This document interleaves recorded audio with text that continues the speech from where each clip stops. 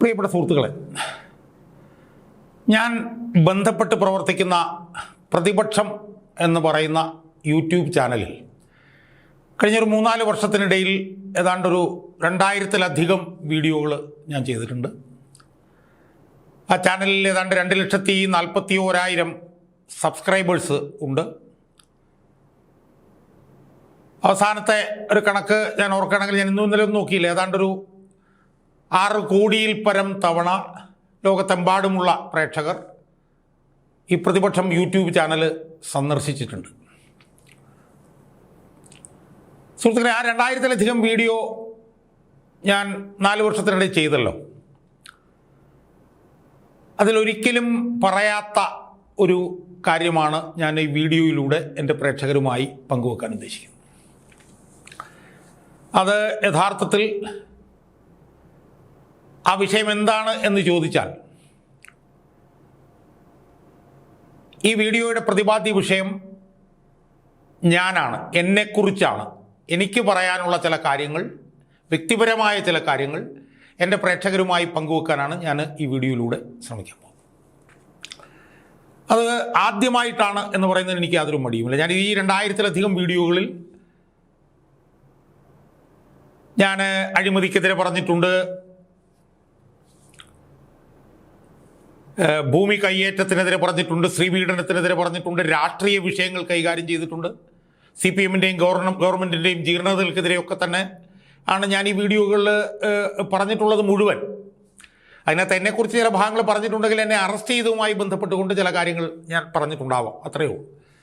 പക്ഷേ ഇന്ന് ഈ വീഡിയോയിൽ എൻ്റെ പ്രേക്ഷകരുമായിട്ട് ഞാൻ പങ്കുവെക്കാൻ പോകുന്നത്, അവരോട് എനിക്ക് ഞാനെന്നുള്ള നിലയിൽ എനിക്ക് പറയാനുള്ള സ്വന്തമായിട്ടുള്ള എൻ്റെ വ്യക്തിപരമായിട്ടുള്ള ചില കാര്യങ്ങൾ എൻ്റെ പ്രേക്ഷകരുമായി ഞാൻ പങ്കുവെക്കാനാണ് ഉദ്ദേശിക്കുന്നത്. സുഹൃത്തുക്കളെ, KM ഷാജഹാൻ എന്ന് പറയുന്ന ഞാൻ രാഷ്ട്രീയം എന്ന് പറയുന്ന, അല്ലെ പൊതുപ്രവർത്തനം എന്ന് പറയുന്ന ആ മേഖലയിലേക്ക് കരുതിക്കൂട്ടി കടന്നു വന്നവനാണ് എന്നാണ് എനിക്ക് ആദ്യമായി സൂചിപ്പിക്കാനുള്ളത്. എന്ന് പറഞ്ഞാൽ അതിൻ്റെ അർത്ഥം, എനിക്കുള്ള വിദ്യാഭ്യാസ യോഗ്യതകൾ വെച്ച് എനിക്ക് മറ്റ് പല മേഖലകളിലേക്കും എനിക്ക് പോകാമായിരുന്നു. പക്ഷെ അങ്ങോട്ടൊന്നും പോകാതെ പൊതുപ്രവർത്തനം ഒരു തപസ്യയായി സ്വീകരിച്ച്, പൊതുപ്രവർത്തനം എന്നുള്ളതും എൻ്റെ വിശാലാർത്ഥത്തിൽ രാഷ്ട്രീയ പ്രവർത്തനം എന്ന് പറയുന്നതും കല്ലും മുള്ളും നിറഞ്ഞ ദുരിതപൂർണമായിട്ടുള്ളൊരു പാതയാണ് എന്ന് മനസ്സിലാക്കി, അതിലുള്ള ദുരിതങ്ങളെല്ലാം അനുഭവിച്ചുകൊണ്ട് പോരാട്ട രംഗത്ത് തുടരുക എന്നുള്ള സുസംഘടിതമായ തീരുമാനം എടുത്ത് ഈ മേഖലയിലേക്ക് കടന്നു വന്ന ഒരാളാണ് ഞാൻ എന്നാണ് എനിക്ക് സൂചിപ്പിക്കുന്നത്. അതിനെക്കുറിച്ച് പറയുമ്പോൾ എനിക്കെൻ്റെ എൻ്റെ വിദ്യാഭ്യാസ യോഗ്യതകളെ കുറിച്ചിട്ട് കുറച്ച് കാര്യങ്ങൾ പറയേണ്ടി. ഞാൻ കൊച്ചിൻ സർവകലാശാലയിൽ നിന്ന് MSc ഇൻഡസ്ട്രിയൽ ഫിഷറീസിൽ ഫസ്റ്റ് ക്ലാസ് എടുത്ത് പാസ്സായിട്ടുള്ള ഒരാളാണ്. അതിനുശേഷം വിഖ്യാതമായിട്ടുള്ള ഇന്ത്യയിലെ ജവഹർലാൽ നെഹ്റു യൂണിവേഴ്സിറ്റിയിൽ നിന്ന് MPhil അപ്ലൈഡ് എക്കണോമിക്സിലും ഈ പറഞ്ഞ B+ ഗ്രേഡ്, ഫസ്റ്റ് ക്ലാസ്സിന് തുല്യമായ ഗ്രേഡ് എടുത്ത് പാസ്സായ. അതിനുശേഷം ഏതാണ്ട് 52-53 വയസ്സിൽ തിരുവനന്തപുരത്ത് 142 വർഷക്കാലം പാരമ്പര്യമുള്ള തിരുവനന്തപുരത്തെ ഗവൺമെൻറ് ലോ കോളേജിൽ നിന്ന് ഞാൻ LLB ബിരുദവും എല്ലാം ഫസ്റ്റ് ക്ലാസ്സിലാണ് ഞാൻ പാസ്സായത്. യഥാർത്ഥത്തിൽ എൻ്റെ ഡിഗ്രി എന്ന് പറഞ്ഞാൽ ഇൻ്റർഡിസിപ്ലിനറിയാണ്. ശാസ്ത്രം, സാമ്പത്തിക ശാസ്ത്രം, നിയമം. അതിൽ 3 ഡിഗ്രി ഉള്ളവർ വളരെ കുറവായിട്ടാണ് എനിക്ക് മനസ്സിലായിട്ടുള്ളത്. അപ്പോൾ ഇതിൻ്റെയൊക്കെ ഭാഗമായിട്ട് എനിക്ക് വല്ല കോളേജിലും പ്രൊഫസറായിട്ട് വേണമെങ്കിൽ പോകാമായിരുന്നു. ഇപ്പോൾ ഉദാഹരണത്തിന് ഈ പുസ്തകം എൻ്റെ പ്രേക്ഷകരെ ഞാനൊന്ന് പരിചയപ്പെടുത്തുകയാണ്. ഇത് ഞാൻ എഴുതിയ ഒരു ഇംഗ്ലീഷ് പുസ്തകമാണ്. ഈ പുസ്തകം ഇത് 2020 എഴുതിയത്. ഇതാദ്യമായിട്ടാണ് ഞാൻ പൊതുമണ്ഡലത്തോട് പറയുന്നത്. ഇത് ഇന്ത്യയിലെ 25 ഹൈക്കോടതികളിലെ 600-ലധികം വരുന്ന ന്യായാധിപന്മാരെ കുറിച്ചിട്ടുള്ള ഒരു സ്ഥിതിവിവര കണക്കുകളുടെ അടിസ്ഥാനത്തിലുള്ള ഒരു പുസ്തകമാണ്. ഈ പുസ്തകം പ്രസിദ്ധീകരിച്ചത് തോംസൺ റോയിറ്റർ എന്ന് പറയുന്ന ഒരു വിഖ്യാതമായിട്ടുള്ള ഒരു പുസ്തക പ്രസാധക സംഘമാണ്. റോയിറ്റർ എന്ന് പറയുമ്പോഴത്തേക്ക് അറിയാമല്ലോ, ലോകത്തിലെ ഏറ്റവും പ്രധാനപ്പെട്ട ഒരു വാർത്താ ഏജൻസിയാണ്. അവർ പ്രസിദ്ധീകരിച്ചതാണ് ഈ പുസ്തകം. ഇന്ത്യയിലെ ഹൈക്കോടതി ജഡ്ജിമാരെ കുറിച്ചിട്ട് സ്ഥിതിവിവര കണക്കുകൾ ഉപയോഗിച്ചുകൊണ്ട് പ്രസിദ്ധീകരിച്ചിട്ടുള്ള ഏക ഇംഗ്ലീഷ് പുസ്തകമാണ് ഈ പുസ്തകം. Judges of the high court of India, A quantitative study. ഇത് ലോകത്തെമ്പാടും വിറ്റഴിഞ്ഞിട്ടുള്ള ഒരു പുസ്തകമാണ്. അപ്പോൾ അതുകൊണ്ട് തന്നെ ഇതുപോലുള്ള യോഗ്യതകൾ എനിക്കുണ്ട് എന്നുള്ളത് കൊണ്ട് എനിക്ക് വല്ല കോളേജിൽ പ്രൊഫസറായിട്ട് പോവുകയോ അല്ലെങ്കിൽ എനിക്ക് ഒരു അഭിഭാഷകനായിട്ട് എനിക്ക് പ്രാക്ടീസ് ചെയ്യാൻ പോകാവുന്നതാണ്. കാരണം ഞാനൊരു എൻറോൾഡ് അഭിഭാഷകനാണ്. പക്ഷേ ഞാൻ ആ മേഖലകളിലൊന്നും പോകാതെ സമൂഹത്തിൽ അനീതികൾക്കെതിരെ, സമൂഹത്തിലെ ജീർണതകൾക്കെതിരെ, തെറ്റായ പ്രവണതകൾക്കെതിരെ, ഭൂമി കയ്യേറ്റത്തിനെതിരെ, സ്ത്രീപീഡനത്തിനെതിരെയൊക്കെ ഉള്ള പോരാട്ടത്തിൽ മാത്രം വ്യാപൃതനായി നിൽക്കുന്ന ഒരാളാണ് ഞാൻ എന്നാണ് എനിക്ക് സൂചിപ്പിക്കുന്നത്. മറ്റ് സ്ഥലങ്ങളിൽ അവസരങ്ങളില്ലാഞ്ഞിട്ടല്ല, മറ്റ് മേഖലകളിൽ അവസരങ്ങളില്ലാഞ്ഞിട്ടല്ല, അതിനനുസൃതമായിട്ടുള്ള വിദ്യാഭ്യാസ യോഗ്യതകൾ ഇല്ലാഞ്ഞിട്ടല്ല. അതുണ്ടായിട്ടും ഈ മേഖല തിരഞ്ഞെടുത്ത് ഞാൻ ഈ മേഖലയിലേക്ക് തന്നെ വന്നു. അതിൻ്റേതായിട്ടുള്ള ഒരുപാട് ബുദ്ധിമുട്ടുകൾ, പരാധീനതകൾ എനിക്ക് മാത്രമല്ല എൻ്റെ കുടുംബത്തിനുമുണ്ട് എന്ന് എൻ്റെ പ്രേക്ഷകരോട് പറയാൻ എനിക്ക് മടിയില്ല. സുഹൃത്തുക്കളെ, ഞാൻ ദീർഘകാലം സീഡിറ്റ് എന്ന് പറഞ്ഞ സ്ഥാപനത്തിൽ ജോലി ചെയ്യുകയായിരുന്നു. 1996-2001 അന്ന് ആസൂത്രണ ബോർഡിൻ്റെ ഉപാധ്യക്ഷനും വിഖ്യാത സാമ്പത്തിക വിദഗ്ധനുമായിരുന്ന പ്രൊഫസർ IS ഗുലാത്തിയുടെ സ്പെഷ്യൽ പ്രൈവറ്റ് സെക്രട്ടറിയായി ഞാൻ 1996-2001 ജോലി ചെയ്തു. 2001-2006 കാലഘട്ടത്തിൽ ഈ പറഞ്ഞതുപോലെ കേരളത്തിലെ ഏറ്റവും വലിയ അതുല്യനായിട്ടുള്ള കമ്മ്യൂണിസ്റ്റ് ആയിരുന്ന VSൻ്റെ അഡീഷണൽ പ്രൈവറ്റ് സെക്രട്ടറി ആയിട്ട് ഞാൻ ജോലി ചെയ്തു. 2006 എന്നെ ഈ പാർട്ടിയിൽ നിന്ന് പുറത്താക്കി ഞാൻ സീഡിറ്റിലേക്ക് തിരിച്ചു വന്നു. 2019 സീഡിറ്റിൽ നിന്ന് റിട്ടയർ ചെയ്തതിന് ശേഷം പൊതുപ്രവർത്തനവുമായി ഞാൻ മുന്നോട്ട് പോവുകയാണ്. എൻ്റെ പ്രേക്ഷകരോട് എനിക്ക് സൂചിപ്പിക്കാനുള്ളത്, ഞാൻ ഈ രാഷ്ട്രീയ പ്രവർത്തനം, പൊതുപ്രവർത്തനം എൻ്റെ പ്രധാനപ്പെട്ട ഒരു മേഖലയായി എടുത്തതുകൊണ്ട് എനിക്കെതിരെ വലിയ വേട്ടയാടൽ ശ്രമം എനിക്ക് തോന്നുന്നത് 2006 മുതൽ ഞാൻ ആ വേട്ടയാടൽ നേരിട്ടുകൊണ്ടിരിക്കുകയാണ്. പ്രേക്ഷകർക്ക് എല്ലാവർക്കും അറിയാമല്ലോ, ഞാൻ VS അച്യുതാനന്ദനോട് പ്രവർത്തിച്ചതുകൊണ്ട് പിണറായി വിജയൻ്റെ ഏറ്റവും പ്രധാനപ്പെട്ട ഒരു ശത്രുവായിരുന്നു ഞാൻ. പിണറായി വിജയന് വലിയ പകയായിരുന്നു എന്നോട് ഉണ്ടായിരുന്നത്. ആ പക തീർക്കാൻ പിണറായി വിജയൻ നടത്തിയിട്ടുള്ള ഒരുപാട് ശ്രമങ്ങളുണ്ട്. അത് ചുരുക്കി ഞാനന്ന് എൻ്റെ പ്രേക്ഷകരുടെ അടുത്ത് പറയുകയാണ്. 2006 എന്നെ പുറത്താക്കി. അതിന് തന്നെ കള്ളത്തെളിവുകളുണ്ടാക്കി, ഞാൻ വാർത്ത ചോർത്തി എന്ന് പറഞ്ഞുകൊണ്ട് കുറ്റപത്രം എഴുതി ഉണ്ടാക്കി എന്നെ പുറത്താക്കിയതിന് ശേഷം ചെയ്തത്, ഞാൻ സീഡിറ്റിൽ ജോലി ചെയ്യുകയായിരുന്നു. ആ സീഡിറ്റിൽ എന്നെ ജോലിയിൽ നിന്ന് എന്നെ പറഞ്ഞു വിടാൻ വേണ്ടിയിട്ടുള്ള സുസംഘടിതമായിട്ടുള്ള ശ്രമങ്ങൾ അന്ന് പാർട്ടി സെക്രട്ടറി ആയിരുന്നിട്ടുള്ള പിണറായി വിജയൻ നടത്തി. എൻ്റെ വരുമാനം ഇല്ലാതാക്കാൻ 2006 തന്നെ ശ്രമിച്ചു. പക്ഷെ അന്ന് മുഖ്യമന്ത്രിയായിരുന്ന VS അച്യുതാനന്ദൻ നടത്തിയിട്ടുള്ള ശക്തമായിട്ടുള്ള പ്രവർത്തനത്തിൻ്റെ ഭാഗമായിട്ടാണ് എനിക്കന്ന് സീഡിറ്റിൽ തുടരാൻ വേണ്ടിയിട്ട് കഴിഞ്ഞത്. അന്ന് VSനുണ്ടായിരുന്ന സുരേഷ് കുമാർ IAS, അദ്ദേഹം ആണ് VSന് എല്ലാ രേഖകളും ഉണ്ടാക്കി VSനെ പഠിപ്പിച്ച് പോളിറ്റ് ബ്യൂറോയിൽ എനിക്ക് വേണ്ടി പറയാൻ പ്രാപ്തനാക്കിയത്.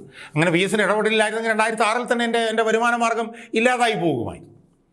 അതിനുശേഷം എത്രയോ നാൾ എന്നെ പീഡിപ്പിച്ചുകൊണ്ടിരുന്നു, പൊതുരംഗത്ത് എന്നെ പീഡിപ്പിച്ചുകൊണ്ടിരുന്നു. എൻ്റെ ഏറ്റവും പ്രധാനപ്പെട്ട കാരണം 2001-2006 കാലഘട്ടത്തിൽ VSൻ്റെ കൂടെ ജോലി ചെയ്യുമ്പോൾ പിണറായി വിജയനെതിരായിട്ടുള്ള, പിണറായി വിജയൻ്റെ അനീതികൾക്കും തെറ്റായ പ്രവർത്തനങ്ങൾക്കെതിരായിട്ടുള്ള സമരം ഞാൻ നടത്തിയതിനുള്ള പകയാണ് എന്നോട് പിണറായി വിജയൻ തീർത്തുകൊണ്ട്. അങ്ങനെ 2006 മുതൽ ആ വേട്ടയാടൽ തുടങ്ങി.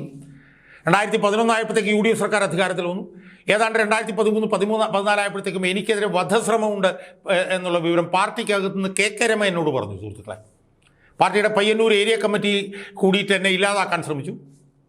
ടിപ്പറടിച്ച് കൊല്ലാനായിരുന്നു തീരുമാനം എന്നാണ് പാർട്ടിക്കകത്ത് നിന്ന് വിവരം കിട്ടിയത്. അത് രമ എന്നോട് പറഞ്ഞു.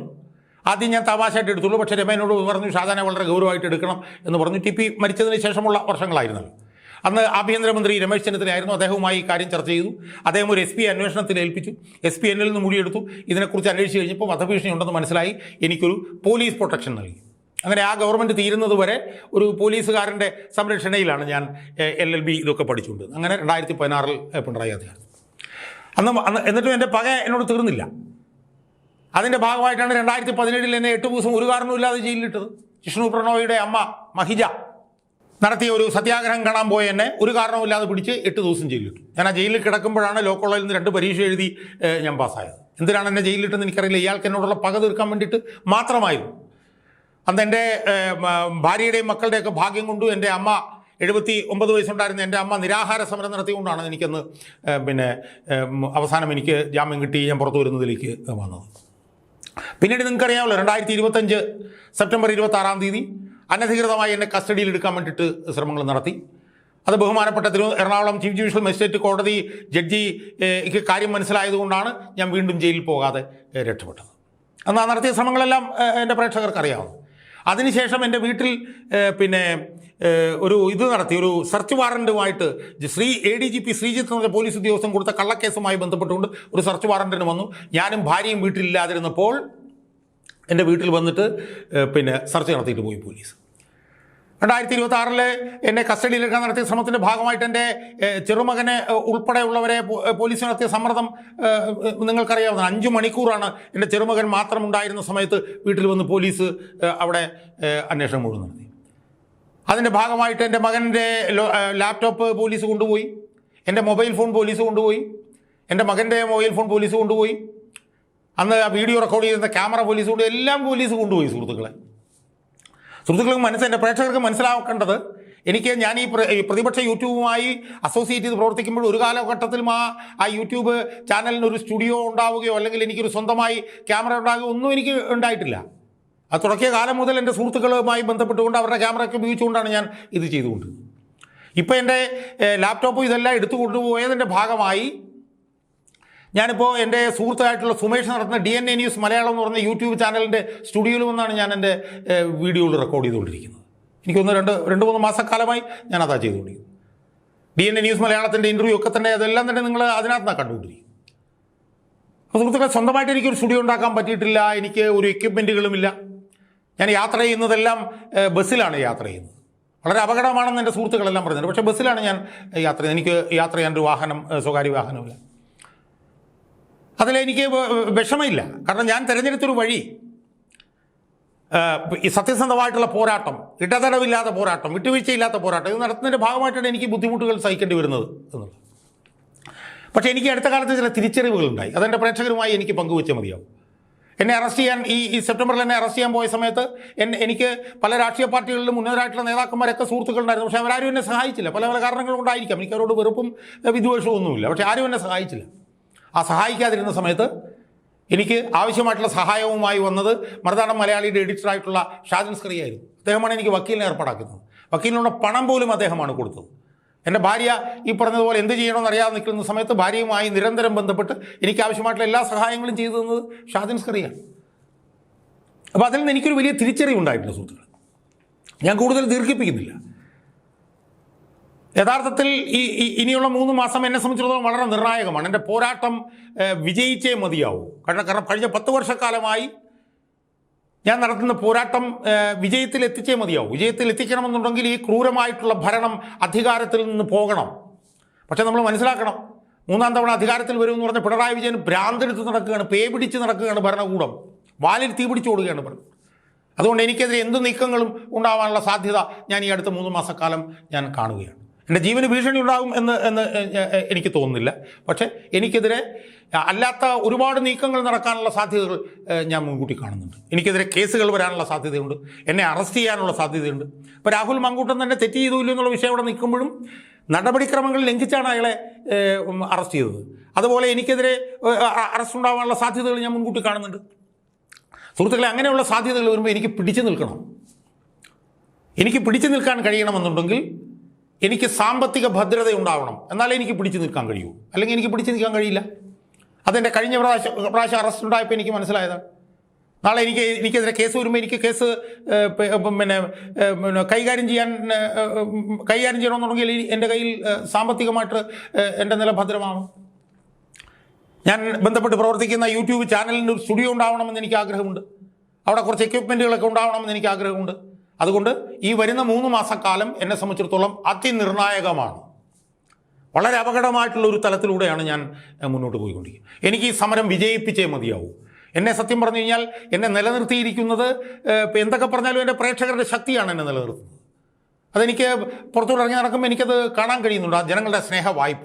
അതുകൊണ്ട് ഞാൻ കൂടുതൽ ദീർഘിപ്പിക്കുന്നില്ല. ഞാൻ ഈ വീഡിയോ ചെയ്യുന്നത് എൻ്റെ അതിജീവനവുമായി ബന്ധപ്പെട്ട്, എൻ്റെ പോരാട്ടം മുന്നോട്ട് കൊണ്ടുപോകുന്നതുമായി ബന്ധപ്പെട്ടുകൊണ്ട്, എൻ്റെ പോരാട്ടം അതിൻ്റെ ഒരു ലോജിക്കൽ എൻഡിൽ എത്തിക്കുന്നതുമായി ബന്ധപ്പെട്ടുകൊണ്ട് ഞാൻ എൻ്റെ പ്രേക്ഷകരോട് എന്നെ സാമ്പത്തികമായി എന്നെ സഹായിക്കണം എന്ന് അഭ്യർത്ഥിക്കാനാണ് ഞാൻ ഈ വീഡിയോയിലൂടെ ശ്രമിക്കുന്നത്.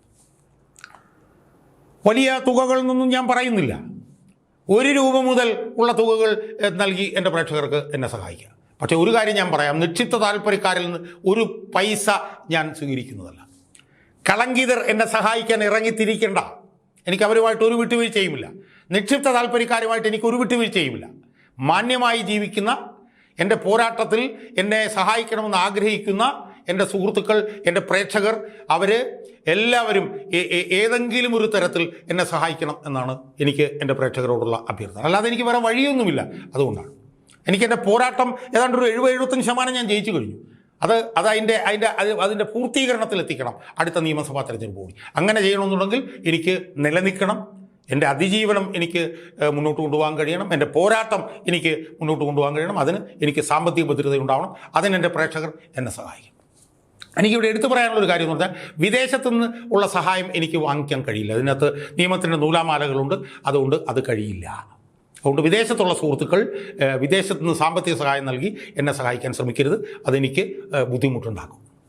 അപ്പോൾ അവർക്ക് പക്ഷേ സുഹൃത്തുക്കളൊക്കെ ഇന്ത്യയിലുണ്ടെങ്കിൽ അവരോട് പറഞ്ഞിട്ട് അവർക്ക് വേണമെങ്കിൽ എന്നെ സഹായിക്കാം. അതുകൊണ്ട് ഞാൻ കൂടുതൽ ദീർഘിപ്പിക്കുന്നില്ല. കഴിയാവുന്ന സഹായങ്ങൾ എനിക്ക് ചെയ്ത് എന്നെ സഹായിക്കണം എന്നാണ് എനിക്ക് പറയാനുള്ളത്. എൻ്റെ ബാങ്ക് അക്കൗണ്ടും എൻ്റെ ഗൂഗിൾ പേയും QR കോഡും ഞാൻ ഇതിനോടൊപ്പം കൊടുക്കുന്നുണ്ട്. SBI ആക്കുളമാണ് എൻ്റെ ബാങ്ക്. IFSC കോഡും ഞാൻ അതിൻ്റെ കൂട്ടത്തിൽ കൊടുക്കുന്നുണ്ട്. ബാങ്ക് അക്കൗണ്ട് കൊടുക്കുന്നുണ്ട്. അപ്പോൾ അത് കണ്ട് ആ ബാങ്ക് അക്കൗണ്ടിലൂടെയും ഗൂഗിൾ പേയിലൂടെയും എന്നെ സഹായിച്ച് എൻ്റെ പോരാട്ടം വിജയത്തിലെത്തിക്കാൻ എൻ്റെ എല്ലാമായിട്ടുള്ള എനിക്കെല്ലാ പിന്തുണയും നൽകുന്ന എൻ്റെ പ്രേക്ഷകർ എനിക്ക് സഹായകവുമായി രംഗത്ത് വരും എന്നുള്ള ഉറച്ച വിശ്വാസത്തോടു കൂടി ഞാൻ ഈ വീഡിയോ അവസാനിപ്പിക്കുക.